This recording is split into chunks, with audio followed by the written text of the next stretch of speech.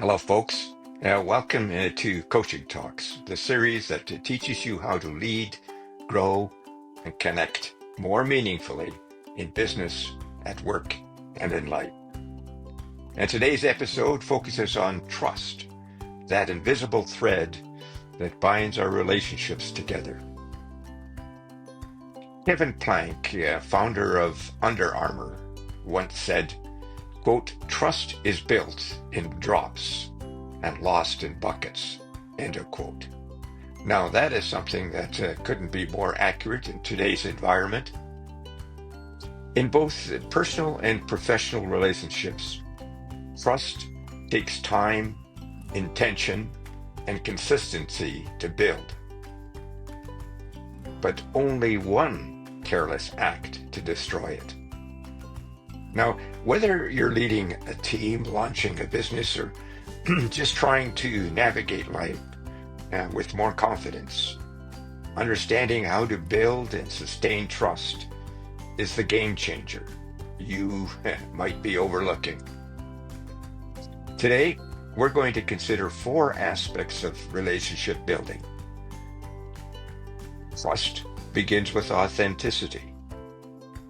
Trust grows through consistency, and trust requires vulnerability, and trust demands boundaries.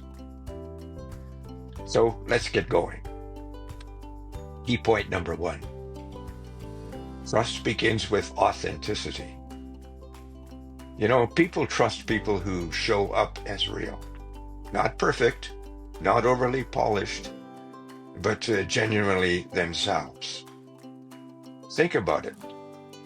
When was the last time you trusted someone who seemed to always say what they thought you wanted to hear? Probably never.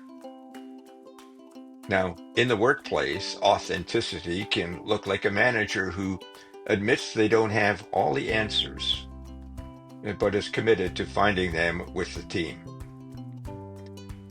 In life, it can be a friend who speaks honestly, even when it's uncomfortable, because they care more about you than your approval. Now, I once coached a startup business leader who struggled to earn his partner's trust. He was trying too hard to give the impression that he had it all together, leaving no room for his partner to connect with him. Now, when he started being honest about the challenges that he faced, suddenly his partner leaned in and not away. Trust blossomed, and their company began to flourish. Key point number 2. Trust grows with consistency. Trust isn't a one-time event. It's a pattern, a rhythm, a habit. In business, your brand builds trust by consistently delivering on promises. And at work, a leader builds trust by showing up on time, following through, and staying calm under pressure. And in life, it's the friend who calls when they say they will, even if it's just to say, "I haven't forgotten you." Now, I remember working with a team leader who said, "I've told my team I care about them, but they don't believe me." And we dug deeper and found that while the words were there, the actions weren't. We began to reset her approach. She established team huddles, consistently checked in, celebrated small wins, and created safe spaces for feedback. And the team responded accordingly. The morale of the story? Trust takes more than words. It takes consistency. Now, here's point number 3. Trust requires vulnerability. And here's the paradox. To be trusted, you have to first trust others with a bit of yourself. And what does that mean? Well, it means opening up and asking for help and owning mistakes. We must let others see us and not just our highlight reel. In the corporate world, vulnerability might feel risky, but it's actually a superpower. When a CEO says, "I need your ideas because I don't know the best path forward," that's not weakness. That's leadership. An employee once told me about his mental health struggles, and he was terrified that he might be seen as less capable. Instead, the opposite happened. I thanked him for sharing his story and the struggles he was experiencing in his life's journey, and that conversation sparked a shift in our relationship, and he began thriving as a salesperson. Now, key point number 4, trust demands boundaries. Now, this might surprise you, but trust and boundaries go hand in hand. Without boundaries, we may say yes to everything and everyone, only to become resentful, burnt out, and unreliable. And when we honor our limits, people know what to expect, and that makes them feel safe.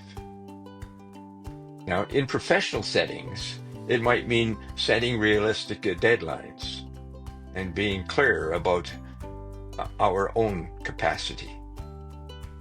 In personal relationships, it could mean protecting your time, energy, or values, and doing so with kindness. Now, here's another story. A colleague told me about a client he was coaching. She struggled with client trust. She was always over-promising and under-delivering. And when she finally learned to set and communicate clear boundaries, her clients respected her more and not less. Trust surged, and so did referrals to her business. And by the way, no confidences were breached in this conversation. So how does all this apply to our business, work, and life? Well, in business, trust is currency. Customers don't just buy products, they buy confidence.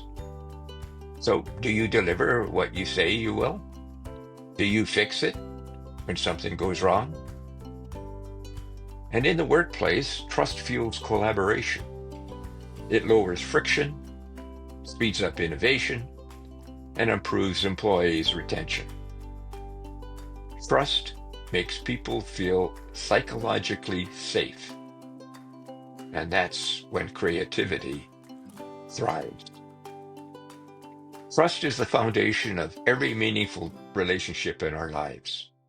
With it, we feel seen, safe, and supported, and without it, everything feels uncertain. So whether you're leading a team, growing your brand, or showing up for your family and friends, trust just isn't just a nice to have. It's essential. So let's recap. Trust is authenticity in action, consistency over time, vulnerability with courage, and boundaries with clarity. So ask yourself this week, where do I need to show up more authentically? Where could I be more consistent? What would it look like to be just a little bit more vulnerable? And what boundaries do I need to honor to protect the trust I'm building? Now, if this episode resonated with you, share it with someone who needs a reminder that trust can be rebuilt, reignited, and reimagined. One choice at a time. Now, be sure to subscribe to our Coaching Talk series, give us a thumbs up, and drop a comment about a trust-building moment you've experienced. and I thank you for doing so. Now, next week, we have another episode about relationship building, active listening, even if we don't want to. Now, I encourage you to join us. And remember, in business, at work, and in life, trust is your foundation. Build it well, and thank you for joining us today. And let's meet again next Wednesday, if not before. Bye now.